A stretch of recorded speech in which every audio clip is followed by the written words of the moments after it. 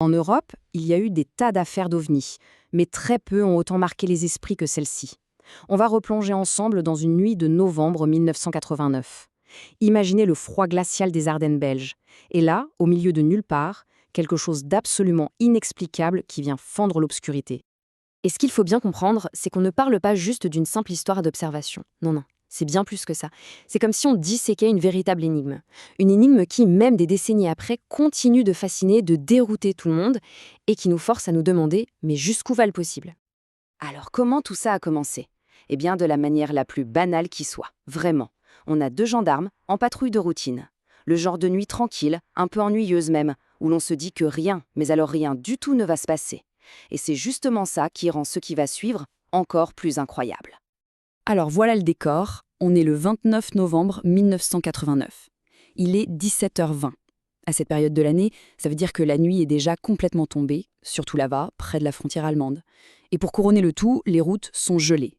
Bref, les conditions parfaites pour une nuit calme. Sauf que ça va être tout le contraire. Et c'est là, précisément à ce moment-là, que tout bascule. D'un seul coup. Essayez d'imaginer le choc. On est dans le noir complet et soudain une prairie entière s'illumine. Mais quand je dis s'illumine, c'est comme en plein jour. C'est comme si le soleil avait décidé de se lever en pleine nuit. C'est vraiment le moment où la réalité se fissure. Forcément, les gendarmes pilent. Ils s'arrêtent, ils sortent de la voiture. Et ce qu'ils voient là, suspendu dans le ciel, ça dépasse tout ce qu'on peut imaginer. Ce n'est pas un hélico, ce n'est pas un avion, c'est autre chose, complètement autre chose. Alors, qu'est-ce qu'ils ont sous les yeux concrètement? Un triangle, un truc massif, immense, complètement immobile dans le ciel. De cet engin partent trois énormes faisceaux blancs qui éclairent le sol. Et puis il y a une lumière rouge au centre qui clignote tout doucement. Mais le détail le plus fou, le plus dérangeant, c'est le silence. Un silence total. Un engin de cette taille qui flotte comme ça devrait faire un bruit de tous les diables. Et là, rien. Le néant. Un silence de mort. Bon, face à un spectacle pareil, qu'est-ce qu'on fait? On reste là paralysé? Eh bien non, pas eux. Ils ne restent pas les bras croisés. Ils prennent une décision qui va faire basculer leur simple patrouille dans une des poursuites les plus bizarres de l'histoire. Ils décident de le suivre. Et là, on voit bien que l'objet n'est pas juste en train de flotter au gré du vent. Pas du tout. Il a une trajectoire, une intention. D'abord, il se dirige tranquillement vers la frontière allemande. Et puis d'un coup, il pivote. Un virage net, brusque, sans ralentir. Une manœuvre qui défie les lois de la physique pour n'importe quel appareil qu'on connaît. C'est tout simplement impossible. C'est à ce moment-là que l'histoire prend une toute autre dimension. Ça passe d'une observation, disons, privée, à un véritable spectacle public. L'objet arrive au-dessus de la ville d'Upen. Et là, des dizaines et puis des centaines de gens sortent, lèvent la tête et voient la même chose. Cette forme immense, sombre, silencieuse, avec ses lumières, qui planent juste au-dessus de leur maison. Ce n'est plus l'affaire de deux gendarmes, c'est l'affaire de toute une ville. Et puis, l'objet quitte la ville. Il se dirige vers un endroit plus isolé, plus sombre, le lac de la Gilep. Nos gendarmes, eux, le lâchent pas. Ils continuent la poursuite, sans se douter une seule seconde qu'ils sont sur le point d'assister à la scène la plus folle, la plus déconcertante de toute la nuit. Ok, petite pause. Essayons de se mettre à leur place, juste un instant. Il fait un froid de canard. Il y a le bruit du vent, le moteur de leur voiture qui tourne au ralenti. Et au-dessus de l'eau noire et glacée du lac, cette masse énorme, totalement immobile, totalement silencieuse. L'ambiance devait être électrique. La tension est à son maximum.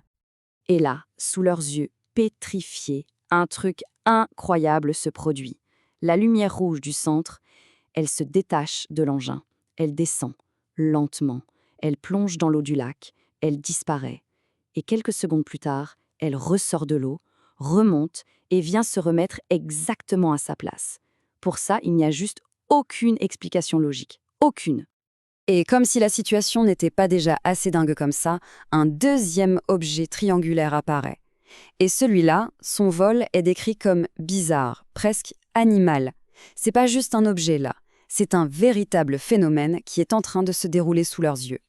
Bon, maintenant quittons un instant nos deux gendarmes et essayons de voir la situation dans son ensemble. Parce que ce qu'ils ont vécu, aussi intense que ce soit, ce n'était en fait que la pointe de l'iceberg.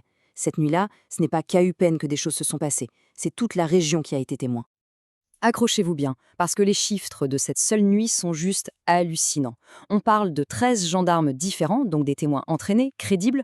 On a 135 rapports officiels déposés par des civils, et au total, on estime qu'environ 1500 personnes ont vu quelque chose. À ce niveau-là, on ne peut plus parler d'hallucination collective, c'est impossible. Les témoignages se recoupent, c'est un fait. Donc, ce qu'il faut bien comprendre, c'est que cette nuit du 29 novembre, ce n'était pas juste un événement isolé, un one-shot. Non, c'était le coup d'envoi, le tout début de ce que tout le monde, des enquêteurs aux médias, a fini par appeler la vague belge, un phénomène qui a tenu tout le pays en haleine pendant des mois et des mois. Et on en arrive au cœur même du mystère, au paradoxe de toute cette histoire. D'un côté, on a une montagne de témoignages, des gens crédibles qui décrivent tous la même chose, des objets avec des capacités de vol qui semblent sortis de la science-fiction. Et de l'autre côté, le vide absolu. Rien sur les radars, aucune explication logique. C'est un gouffre immense entre ce que des centaines de personnes ont vu et ce que la technologie a pu enregistrer. Au final, on boucle la boucle. Toute cette vague belge, ce phénomène incroyable qui a mobilisé l'armée, qui a fait les gros titres partout dans le monde, tout ça, ça a commencé là. À cet instant précis, ce moment un peu hors du temps, étrange, silencieux, au-dessus des eaux sombres d'un lac isolé. Alors, maintenant qu'on a posé les faits, les témoignages, le contexte, il reste une question. Une seule, mais elle est énorme. Elle est toute simple, mais la réponse, personne ne l'a. Que s'est-il vraiment passé cette nuit-là, au-dessus du lac de la Gilette? Le mystère, lui, reste complet.